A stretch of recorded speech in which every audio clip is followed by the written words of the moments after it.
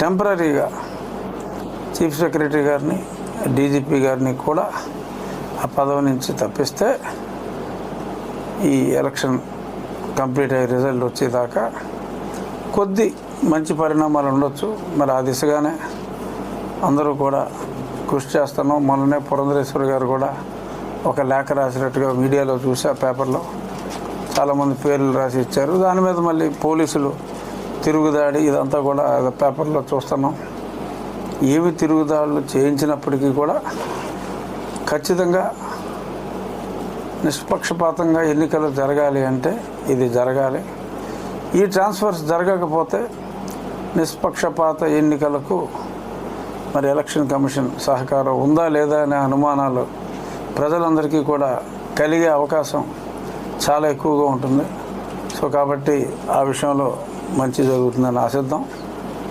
ఇక ఈరోజు నేను మాట్లాడాలనుకున్న ఇంకో అంశం, పులివెందుల్లో ఆర్ రేదర్ కడప పార్లమెంటు స్థానంలో గత 2 రోజులుగా శ్రీమతి షర్మిలారెడ్డి, శ్రీమతి సునీతారెడ్డి, వీళ్ళెవరో కాదు, ఒకళ్ళు జగన్మోహన్ రెడ్డికి స్వయంగా తోడబుట్టిన చెల్లెలు, ఇంకొకళ్ళు మరి ఆయన రాముడికి లక్ష్మణులాగా ఎప్పుడు ఏనాడో రాజశేఖర రెడ్డి గారు గీచిన గీటు దాటని వివేకానంద రెడ్డి గారి అమ్మాయి సునీత. వీళ్ళిద్దరూ కూడా తన అన్న ఎంత పనికి మాలినవాడో మరి చెప్పుకుంటూ మొత్తం బస్సు యాత్ర చేస్తున్నారు.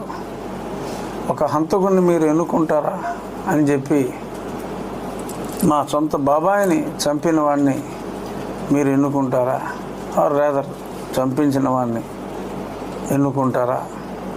ముఖ్యమంత్రిగా కావచ్చు, ఎంపీగా కావచ్చు, ఇటువంటి రక్తం తాగే వాళ్ళని మీరు దయచేసి ఎన్నుకోవద్దు అని చెప్పి కూడా మరి వారిద్దరూ కూడా చెప్తున్నారు. కొందరు మహిళా కమిషన్ వారు మరి పురుషుల సమస్య గురించి, అంటే వాసిరెడ్డి పద్మ గారు ఇంకా మహిళా కమిషన్లో ఉన్నారా, తప్పుకున్నారా? రాజీనామా చేశారా? అయితే పురుషుల సమస్యల గురించి మాట్లాడవచ్చు, ఇబ్బంది లేదు. ఆవిడిద్దరు పురుషుల సమస్య గురించి మాట్లాడారు. ఆ పురుషులు ఎవరంటే మహాపురుషులు YS Jaganmohan Reddy, YS Avinash Reddy. So వారిని మ్యాటర్ కోర్టులో పెండింగ్లో ఉండగా ఎలా మాట్లాడతారు అని చెప్పి గతంలో మహిళా కమిషన్ చైర్పర్సన్ పద్మ గారు ప్రశ్నించారు. మరి పద్మ గారికి ఇక్కడ తెలుసుకోవాల్సిన విషయం ఒకటి ఏంటంటే, ఛార్జ్షీట్ సిబిఐ ఫైల్ చేసింది. సిబిఐ ఛార్జ్షీట్లో ఫైల్ చేసిన అంశాలు ఏవైతే ఉన్నాయో ఆ అంశాల ఆధారంగానే షర్మిల కానీ సునీత కానీ వారిద్దరూ మాట్లాడుతున్నారు. ఒకసారి సిబిఐ ఒక ఛార్జ్షీట్ కోర్టులో వేసిన తర్వాత అది బహిరంగ డాక్యుమెంట్. సో అటువంటి బహిరంగమైన డాక్యుమెంట్ వచ్చిన తర్వాత దాని మీద కామెంట్ చేయడంలో తప్పేమీ లేదు. పలానా డాక్యుమెంట్లో ఇలా ఉంది. మొన్న వచ్చిన వివేకం సినిమా కూడా ఆ సిబిఐ ఛార్జ్షీట్లో ఏదైతే అంశాలు ఉన్నాయో అదే అంశాలని యథాతథంగా మేము చిత్రీకరించడం జరిగింది అని చెప్పి మర్చిపోయాను. అదే కేసు వస్తుందన్నారు, ఏమైంది నిన్న? వివేకం కేసు ఏమన్నా జడ్జిమెంట్ వచ్చిందా? లేదు, మళ్ళీ వాయిదా పడి ఉంటుంది బహుశా. అసలు సినిమా ఎవరు తీసాడో కూడా ఎవరికి తెలియదు. అసలు సినిమాయే కాదు, ఏదో చిన్న డాక్యుమెంటరీ. బట్ జనం 3.5 మిలియన్ల వ్యూవర్షిప్ వచ్చిందట. సో ఇవన్నీ కూడా ఉన్నాయి, వాళ్ళు చేసిన అరాచకాలు, అకృత్యాలు. తర్వాత నిన్న కోర్టులో కూడా దస్తగిరి తను వేసిన బెయిల్ రద్దు పిటిషన్లో కూడా సో న్యాయమూర్తి చాలా ప్రశ్నలు వేశారు. మీరెందుకు సిబిఐ వాళ్ళని మీరెందుకు మరి ఇలా చేస్తున్నారని తెలిసినప్పుడు మీరెందుకు బెయిల్ రద్దు కోరలేదు ముందే అని చెప్పి కూడా ఒక గమ్మత్తైన ప్రశ్న సంధించడం జరిగింది. మరి దానికి సిబిఐ వాళ్ళు ఎప్పుడో లాంగ్ ఎగో డాక్టర్ సునీత సుప్రీంకోర్టులో వేసిన కేసులో ఆల్రెడీ ఇది పెండింగ్ ఉంది కాబట్టి మళ్ళీ మేము వేయవలసిన అవసరం లేదు అని మేము వేయలేదు. అక్కడ మా కౌంటర్లో we have demanded cancellation of Avinash Reddy bail అని కూడా వాళ్ళు ఇక్కడ హైకోర్టులో చెప్పడం జరిగింది. ఆ తీర్పు బహుశా 14వ తారీఖు ఎప్పుడో రిజర్వ్ చేసినట్టుగా ఉన్నారు. మరి చాలామంది అంచనా మరి ఏజెన్సీయే ఖచ్చితంగా బెయిల్ రద్దు చేయాలని అడిగినప్పుడు దస్తగిరి ఇచ్చిన పిటిషన్లో ఎప్పుడూ కూడా జైలుకి వెళ్ళి సేవ చేయని హైదరాబాద్ జైల్లో ఉన్న ఒక ఖైదీ గారి అబ్బాయి డాక్టరు సేవ చేయాలనే ఒక అద్భుతమైన భావన ఆయనకు కలిగి మరి ఆయన జైలుకి వెళ్ళటం, కడప జైల్లో ఎప్పుడూ సేవ చేయాలి, అప్పుడే దస్తగిరి ఆ జైల్లో ఉన్నప్పుడే ఆయనకి సేవ చేయాలనే ఆలోచన వచ్చిందట. మరి ఆ సేవ చేసే కార్యక్రమాలు మరి ఈయన అక్కడికి వెళ్ళటం, వారికి కేవలం ఒక 20 కోట్ల రూపాయలు ఆఫర్ చేయటం, అతను దాన్ని తిరస్కరించడం జరిగింది. నన్ను ప్రభావితం చేయాలని చెప్పి కూడా ఈ కూటమి ఎవరైతే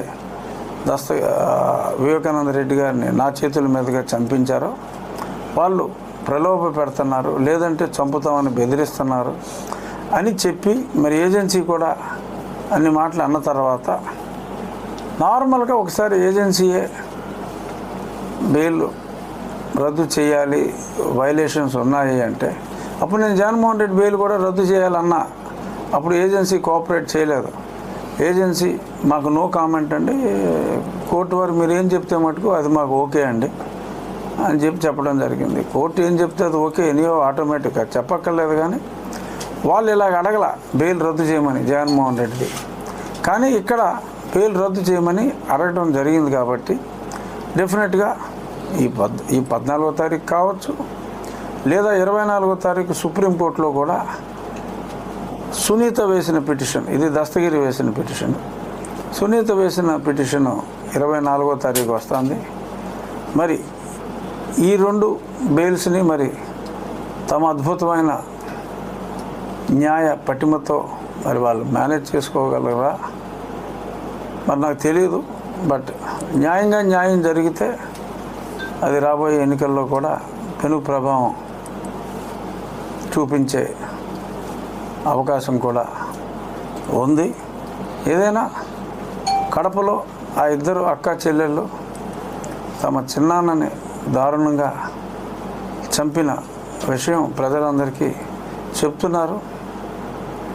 మరి అది అన్యాయం అని చెప్పి అందరికీ తెలుసు. కానీ చూస్తూ మరి హంతకుల్ని ప్రోత్సహించడం న్యాయమా అని కూడా మరి వాళ్ళిద్దరూ ప్రశ్నిస్తున్నారు. అలాగే నీ తల్లి నీ వెంట లేదు, ఏదో భయం కొద్దీ ఓ ముద్దు ఒక ఆశీర్వాదం ఇచ్చినప్పటికీ కూడా మళ్ళీ కుమార్తెను కూడా మరి ఆవిడ ఆశీర్వదించి పంపారంటే ఏదో తూర్చని ఆ అబ్బాయికి ఇచ్చిన ఆశీర్వాదం వెనక్కి తీసేసుకున్నట్టే. సో మరి ఈవిని ఆశీర్వదించి పంపి మరి నా అక్కలు నా షెల్లెమ్మలు అని చెప్పి అతను మాట్లాడతాడు.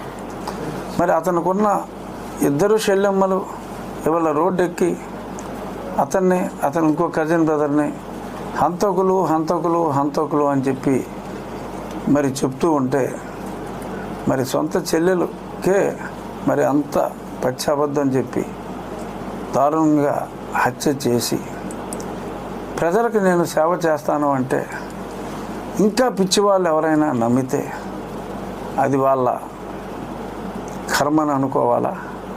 అటువంటి వాళ్ళ కర్మను అనుకునే వాళ్ళు ఎక్కువైపోతే మంచి వాళ్ళు కూడా ఈ పనికిమాలిన వాళ్ళ డెసిషన్కి